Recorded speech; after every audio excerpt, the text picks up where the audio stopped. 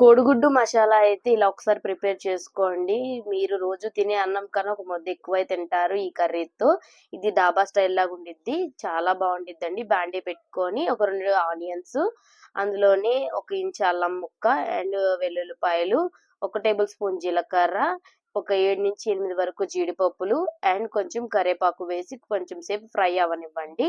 ఈ golden brown colour వచ్చిన తర్వాత 1 టేబుల్ స్పూన్ సోంపు వేసుకొని కొంచెం సేపు వేగిన తర్వాత కూల్ అవ్వడానికి దింపేసేయండి. కూల్ అయిన తర్వాత మిక్సీ జార్‌లో వేసుకొని ఫైన్‌గా పేస్ట్ చేసుకోండి. దీని తర్వాత బాండీ పెట్టుకొని ఆయిల్ వేసుకొని అందులోనే 1 table spoon salt, 1 table spoon పసుపు మనం ఉడకపెట్టిన ఎగ్స్‌నైతే అందులో వేసుకొని నేనైతే ఇలాగ ఘాట్లు పెట్టుకొని వేసుకున్నానండి. ఇలా వేపుకుంటే ఏంటంటే ఎగ్ అనేది చక్కగా ఫ్రై అయ్యిద్ది అండ్ అతుక్కోదనమాట పాన్‌కైతే. ఈ చిట్కా కూడా ఒకసారి ఫాలో అవ్వండి. ఇలా ఎగ్స్ ఫ్రై అయిన తర్వాత తీసేసి పక్కన పెట్టుకోండి. ఎక్కువసేపు ఫ్రై అవ్వక్కర్లేదు. కొంచెం సేపు ఫ్రై అయితే సరిపోయిద్ది. అందులోనే ఒక 2 పచ్చిమిర్చి కట్ చేసి వేసుకోండి.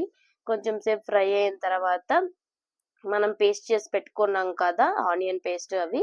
అదైతే ఇందులో వేసేసి కొంచెం సేపు ఫ్రై అవ్విన తర్వాత సాల్ట్ ఏసుకొని అందులోనే ఒక 2 టేబుల్ స్పూన్ కారం అయితే వేశాను. ఈ కారం నేను ఇంట్లో హోమ్‌మేడ్‌గానే ప్రిపేర్ చేసిన కారమేనండి. నేను ఏ బయటివైతే నేను వాడట్లేదు. ఇందులోనే టమాటో ప్యూరీ, 2 టమాటో ప్యూరీ అయితే వేశాను.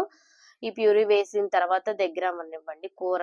ఆయిల్ తేరుకున్న తర్వాత ఒక టేబుల్ స్పూన్ గరం మసాలా, అలాగే ఫ్రై చేసి పెట్టుకున్న ఎగ్స్ అందులో వేసేసి కొంచెం సేపు దగ్గరకయ్యేదాకా మసాలా అనేది ఎగ్స్‌కి పట్టేదాకా కుక్ అవ్వనివ్వండి. లాస్ట్‌లో కాశ్మీరీ తర్వాత కసూరి మేతి వేసుకొని దింపేసుకోవడమేనండి. చాలా బావుండిద్ది. ఒక్కసారి ట్రై చేయండి. ఎలా వచ్చిందో నాకు కామెంట్ చేయండి. సబ్స్క్రైబ్ చేసుకోవడం మర్చిపోమాకండి. ఉంటా మరి.